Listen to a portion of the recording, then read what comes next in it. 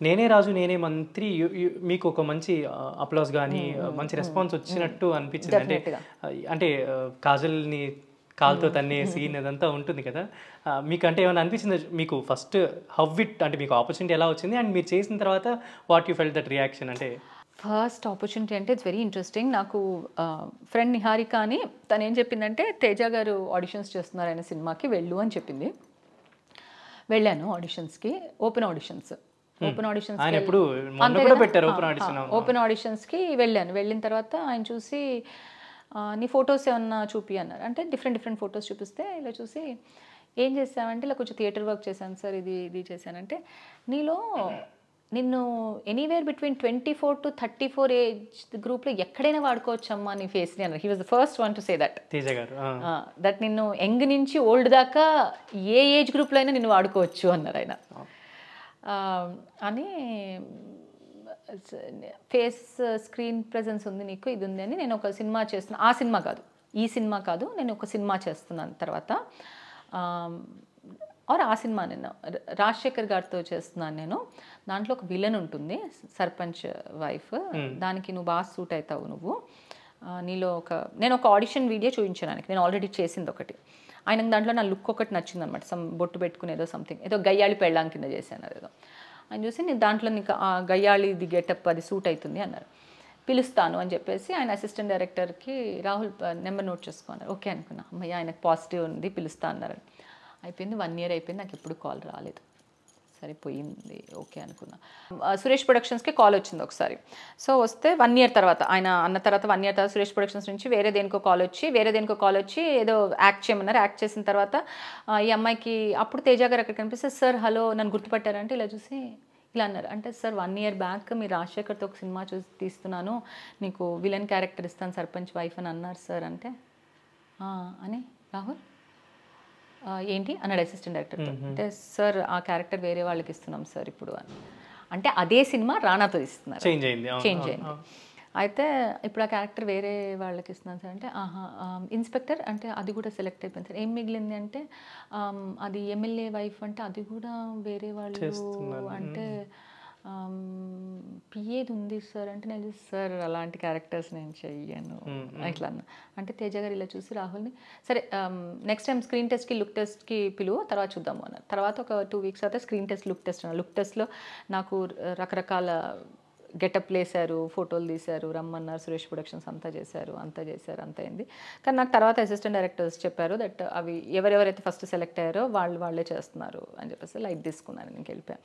Next day కాదు, ఆ తర్వాత ఫ్యూ months తర్వాత నాకు ఒక కాల్ వచ్చి సేమ్ నాకు పుష్ప ఎలా జరిగిందో నేనే రాజు నేనే మంత్రి అలానే జరిగింది. పొద్దున కాల్ వచ్చి మ్యామ్ ఫ్రీ ఉన్నారా ఈరోజు, ఇంట్లో నిద్రపోతున్నా సార్, అర్జెంటుగా సెట్కి రమ్మన్నారు, సామీర్పేట దగ్గర ఎక్కడో షూట్ చేస్తున్నారు, ఇప్పుడు రావాలి అక్కడ దాకా. అంటే రమ్మన్నారు సార్ ఇప్పుడే మిమ్మల్ని.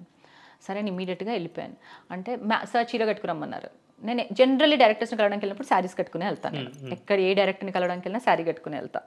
మరి ఇలా వెళ్ళాలంటే ప్యాంట్ షర్ట్లో వెళ్ళాలంటే మీరు అన్నట్టే ఫ్రెండ్స్ క్యారెక్టర్స్ లేవమ్మా అంటారు, ఎందుకు వచ్చిందిలే అని చెప్పి నేను చీరలు కట్టుకుని వెళ్తాను నేను. సో చీర కట్టుకుని వెళ్ళంగానే సార్ మేకప్ వేసుకున్నావు అన్నాడు. సార్ లేదు సార్ వచ్చేసాను టకటక అన్న. అంటే వేసుకోకు అని చెప్పి డైలాగ్ ఇవ్వండి సెట్లోకి వచ్చేసేయండి అని చెప్పి డైలాగ్ ఇచ్చారు. సెట్లో వచ్చిన తర్వాత క్యాథరిన్ పిలిచారు, నన్ను పెట్టారు, చేయమన్నారు. చేయగానే ఫస్ట్ టేక్కి చాలా బాగా చేసావు అన్నారు. అనగానే కో డైరెక్టర్ వచ్చి ఆయన ఇప్పటిదాకా బాగా చేసావు అన్న వర్డ్ ఎవరికి అనలేదు సెట్లో. You the first person he said that on this set బాగా చేసావు అని. అంటే ఇప్పుడు నేను చేసింది ఆడిషన్ అంటే లేదు యాక్చువల్లీ టేక్ చేశారు. ఇదే సీన్ నాకు పుష్పకు జరిగింది. అవునా? పుష్ప 1కి నేను మదర్ క్యారెక్టర్ ఆడిషన్కి వెళ్ళాను. మదర్ క్యారెక్టర్ ఆడిషన్కి వెళ్ళి 3 rounds అయ్యింది. లుక్ టెస్ట్ చేశారు, లుక్ టెస్ట్లో రిజెక్ట్ అయ్యాను నేను. 1 year తర్వాత నాకు కాల్ వచ్చింది అసిస్టెంట్ డైరెక్టర్ అనిల్ దగ్గర నుంచి, మేడం ఫ్రీ ఉన్నారా ఈరోజు. లక్కీగా ఆ రోజు కూడా నాకు షూట్ లేదు, ఇంట్లో నిద్రపోతున్నా. సార్ సారథి స్టూడియోస్కి రమ్మన్నారు. ఇమీడియట్గా వెళ్ళిపోయాను, ప్యాంట్ షర్ట్ వేసుకుని వెళ్ళిపోగానే లుక్ అంటే లోపలికి వెళ్ళారు, ఈ లుక్ చేశారు, ఫోటోలు తీశారు. మళ్ళీ హాఫ్ డే నా లుక్ని మారుస్తున్నారు, సార్ చూస్తున్నారు, మళ్ళీ పంపిస్తున్నారు, ఫోటోలు తీస్తున్నారు. అక్కడ షూట్ జరుగుతుంది సారథి స్టూడియోస్లో. అయిపోగానే సెట్లోకి వెళ్ళిపోయి ఒక సీన్ చేయించేశారు. ఆ scene is in the movie. So ఆ సీన్ కాదు, దాని తర్వాత సీన్ ఉండింది, ఆ సీన్ కట్ అయిపోయింది సినిమాలో. But that was my take. So మీరు అంటే పుష్పకి అమ్మగా వెళ్ళాల్సింది వదినగా అయ్యారనమాట.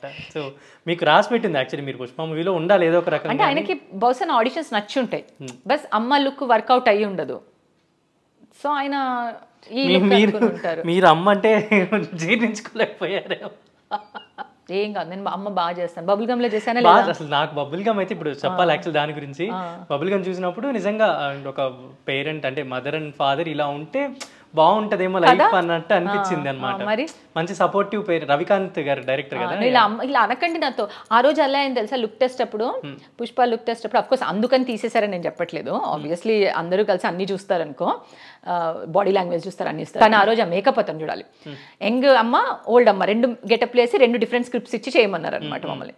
ఓల్డ్ అమ్మ మేకప్ వేసి మేకప్ ఇంకా వేయమ్మా, ఇక్కడ ఈ అమ్మాయికి ఆ వైట్ హెయిర్ అయ్యి ఇక్కడ కళ్ళ కింద ఇజ్జయ్యి అజ్జయ్యి కొంచెం ఇట్లా రింకిల్స్ పెట్టిందంటే, ఈమెకి ఎంత వేసినా ఈమె ఓల్డ్ కనిపించట్లంటే, ఎందుకు నాన్న వచ్చే రోజులు పోగొడతావు, నువ్వు వేసేదేదో వేసుకో, మాట్లాడకు నాన్న.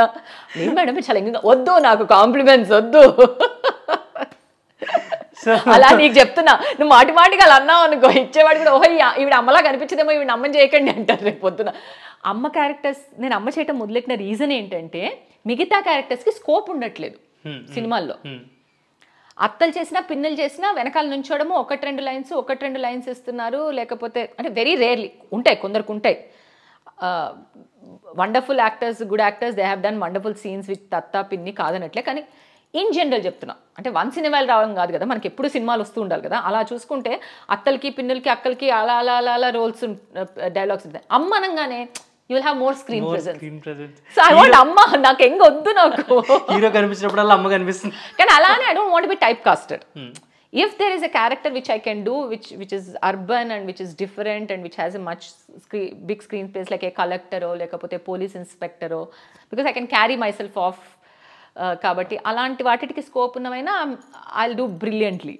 I don't want be type cast as అమ్మ, బట్ వస్తున్న అమ్మ క్యారెక్టర్ని పోగొట్టద్దు మీరు నన్ను పొగిడి. అంటే కొంతమంది ఉన్నారండి, అంటే ఇండస్ట్రీలో ఇప్పుడు కలర్ స్వాతి గారు కానీ మీరు కానీ, మీకు పెద్ద క్యారెక్టర్స్ యూబీన్ అంటే మీరు అలానే ఉండాలి. అంటే 2014 నుంచి మీరు 24 దాకా అలానే ఉన్నారు కదా, 24 నుంచి 34 దాకా మీరు అలానే ఉండాలన్నట్టు హోప్ చేద్దాం. అంటే అట్లీస్ట్ నేను ఐ కెన్ ట్రాన్స్ఫార్మ్ కదా.